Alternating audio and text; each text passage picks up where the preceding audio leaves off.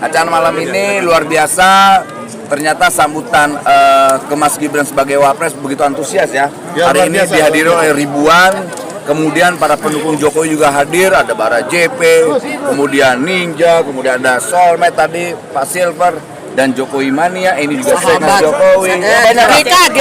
GK Center, Pandawa 5. Artinya antusias pendukung Jokowi menyambut Mas Gibran sebagai Wapresnya Pak Prabowo itu luar biasa. Dan termanifestasi dengan hadirnya ribuan orang hari ini di Tugu Proklamasi. Seperti itu kira-kira. Pak, izin mungkin bisa dijelaskan siapa yang menyelenggarakan acara ini, Pak? Spontan. Yang jelas ini adalah gerakan spontanitas, gerakan kaum muda yang dilakukan oleh relawannya Mas Gibran. Itu. Bapak sendiri datang ke sini karena diundang atau? Diundang. Kita diundang sebagai relawan, sama relawan nih. Artinya kita butuh yang namanya kolaborasi untuk memenangkan Mas Gibran dan Prabowo Gibran, presidennya Prabowo, wapresnya Mas Gibran. Berarti gitu kira-kira. diundang oleh siapa, Pak? Panitia. Panitia. Di rumah panitia. Panitianya itu siapa? Panitianya itu teman saya tuh. Si siapa itu saya lupa tuh. Siapa namanya? Bizar. Nah itu. Dia sebagai panitia penyelenggara hari ini. Bang ketuanya ya. Masih ada yang berpandangan bahwa Mas Gibran ini masih terlalu dini untuk menjadi cawapres nih Pak. Itu dari sudut pandang yang mereka yang hari ini anti terhadap Jokowi, anti terhadap gerakan kaum muda. Ini hari ini kalau kita mau uji, ternyata gerakan kaum muda itu menyambut kehadiran Mas Gibran sebagai wapresnya Pak Prabowo. Ini adalah momentum di mana gerakan kaum muda harus tampil di panggung nasional, khususnya di eksekutif.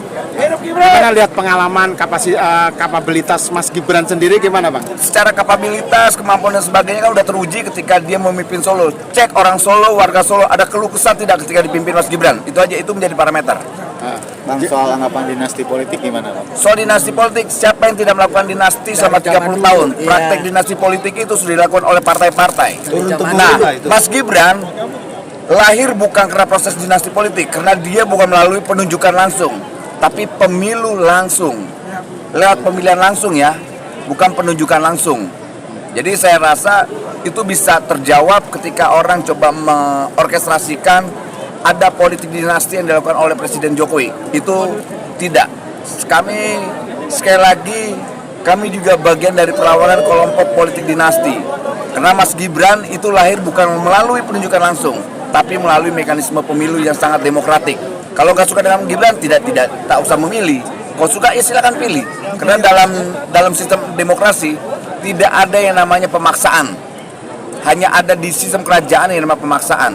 Jadi itu bisa terjawab dengan mudah ketika orang coba mengorkestrasi politik dinasti. Bang, satu lagi Bang, artinya Mas Gibran ini ada yang juga yang menilai bahwa Mas Gibran ini beda dengan Pak Jokowi. Mas Gibran masih mungkin taraf Solo mungkin ataupun Jawa Tengah. Yang enggak gitu, yang gimana, kan punya kapasitas, mampu memimpin atau tidak. Hari ini saya lihat Mas Gibran juga punya kemampuan lah untuk dalam memimpin Indonesia lah. Ini kesempatan momentum anak muda gitu.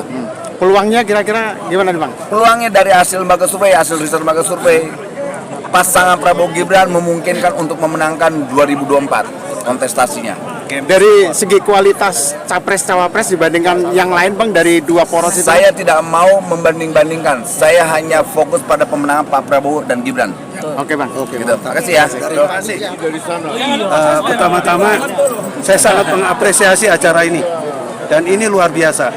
Tadi dapat informasi ini gerakan-gerakan yang spontan tapi begitu diantusiasme oleh masyarakat.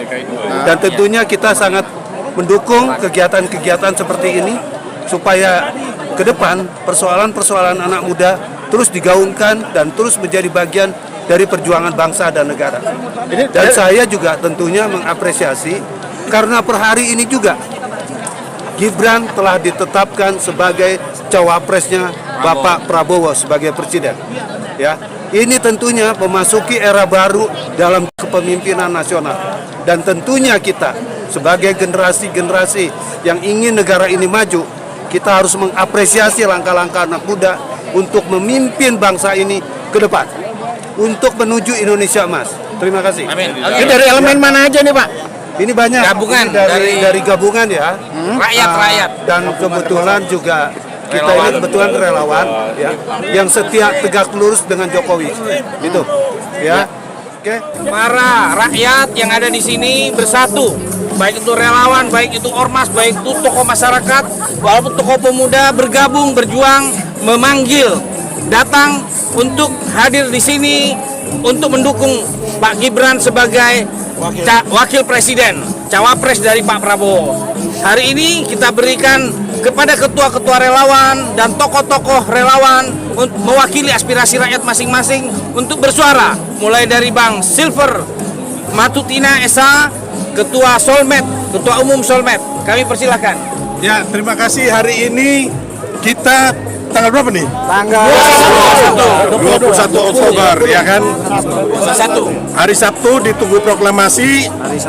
Ya, anak-anak milenial yang tergabung dalam Gibran untuk Indonesia dan Indonesia memanggil Gibran menyelenggarakan acara yang begitu hebat, yang antusiasme semua masyarakat nih.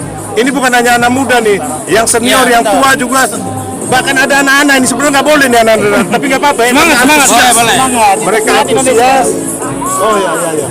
Mereka antusias datang, ya kan. Jadi kita diundang sama anak-anak muda ini melihat bagaimana masyarakat itu begitu antusias untuk mendukung Gibran sebagai cawapres. Ya mungkin dari saya itu. Oke. Selanjutnya. Saya sampaikan satu hal bahwa masyarakat Indonesia harus siap untuk menerima sebuah perubahan besar. Karena kita tidak sementara memperjuangkan di mana hari ini seorang anak muda yang mewakili merepresentasi seluruh anak muda di Indonesia berdiri untuk siap menjadi pemimpin di bangsa ini. Artinya ini perubahan sudah nyata, bukan sementara menuju perubahan. Perubahan sudah nyata. Karena Indonesia, mindset masyarakat Indonesia harus berubah. Bagaimana? Harus menerima perubahan di mana anak muda harus ada tampil di dalam kancah kepemimpinan nasional. Itu penting. Sehingga Indonesia ini benar-benar dibawa untuk masuk dalam satu dimensi perubahan, namanya perubahan anak muda. Indonesia emas. Menuju Indonesia milenial gitu ya, milenial Indonesia menuju Indonesia milenial yang benar-benar memiliki watak muda, perjuangan muda, dan perubahan secara mindset muda. Itu yang penting. Pak Idris, mungkin bisa dijelaskan acara ini tuh apa, Pak? Siapa yang menginisiasi?